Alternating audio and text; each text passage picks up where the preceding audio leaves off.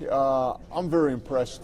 I'm impressed with how much the American Athletic Conference office, has done in such a short period of time and really under pretty adverse circumstances.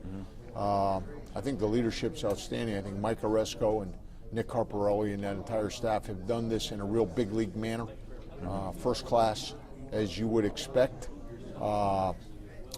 Feel very fortunate to be a part of it. I think there's tremendous potential here with the teams we've added to this league and what this league can do. Can it sustain, Paul, do you think? I mean, there's going to be a couple more changes next year, more teams leaving, more coming in. Right. Does this have long-term stability written on it? Yeah, I think it does. I definitely think it does. I think they're bringing in, excellent teams. I think you bring in Tulane, that's an excellent academic institution. Tulsa's playing outstanding football. The Naval Academy has as much tradition and as much prestige, as any institution you could bring in. I think a lot of conferences would like to have Navy. So I think they're going to add a great deal. So I think that the long-term future here, I think, is pretty bright. Tommy Tuberville brought it up. He said, had some young coaches in this league, but he said there's some old guys in the league too, as he said, and some faces though the league can hang on to. He mentioned himself and June Jones. That's some good guys to kind of rally around. Yeah, and I think you've got to add George O'Leary to that pool of players, that pool of coaches. Got some great young guys. Willie Taggart is outstanding. Tony Levine is a heck of a young coach. He really, really is. June Jones, the former great quarterback, Hawaii, pro football, done a great job. Tommy Tuberville, we played him when he was at Auburn. Yeah. We played him in the Carrier Dome, and then we played him down at Auburn in a 3 overtime game one night. It ended at 1 o'clock in the morning, So I know Tommy well. Yeah. And George O'Leary, I replaced at Syracuse, and George has done a great job. You look at the success George has had. So I think that there's some real stability here in a lot of areas, a lot of different areas, and there are very good players in this league too.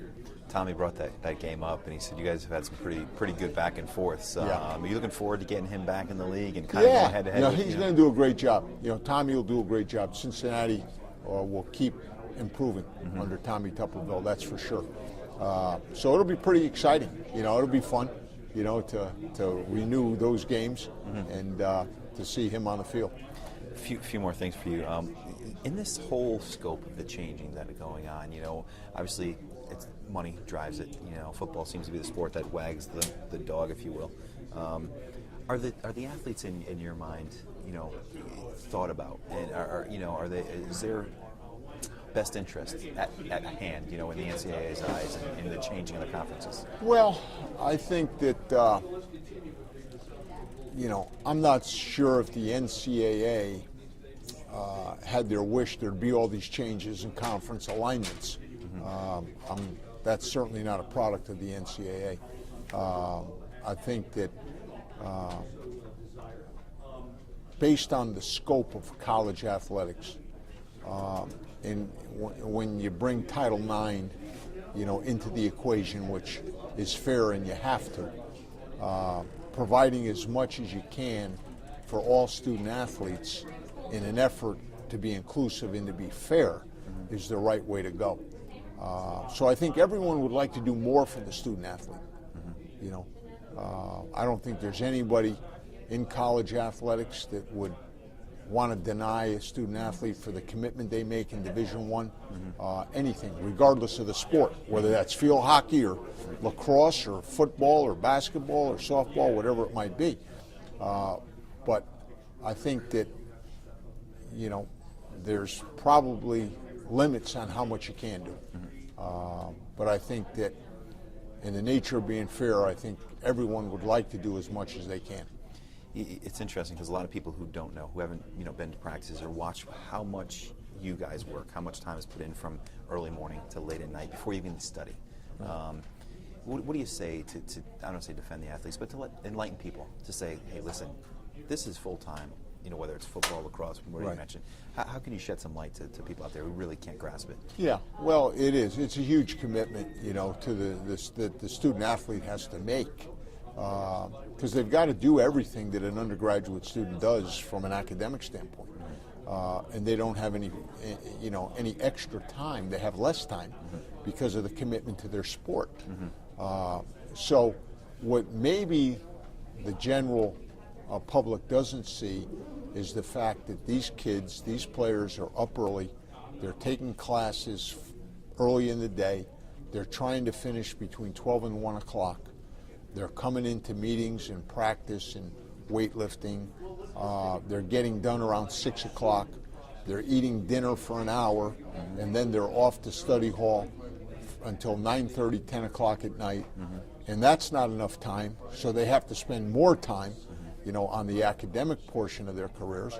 And they're getting to bed late, and they're getting up early the next morning, and they're doing the same thing again the next morning. And this is day in and day out, week in and week out, year in and year out.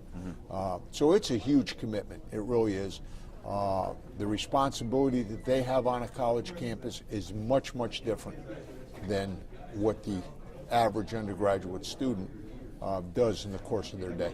And then you have to travel and play games. You have to travel and you have to play games, and there's expectations, and there's the commitment to your sport, which is every bit as much as their commitment to their academic careers, because they love what they're doing and they want to be the best they can be.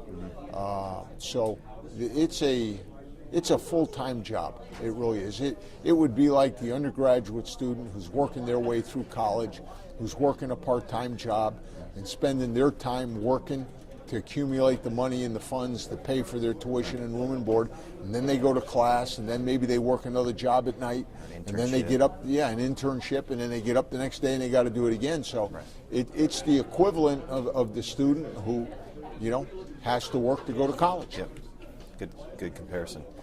Your team, talking to some of the guys, offense says that we like the way they're running the ball, 4 or 5 guys back up there. Yeah. Defense, you lose a lot, but there's still a lot of talent there. Are you feeling pretty good with this group? Yeah, we are. We're feeling very good. What we're anxious to see is the players that need to step up, step up.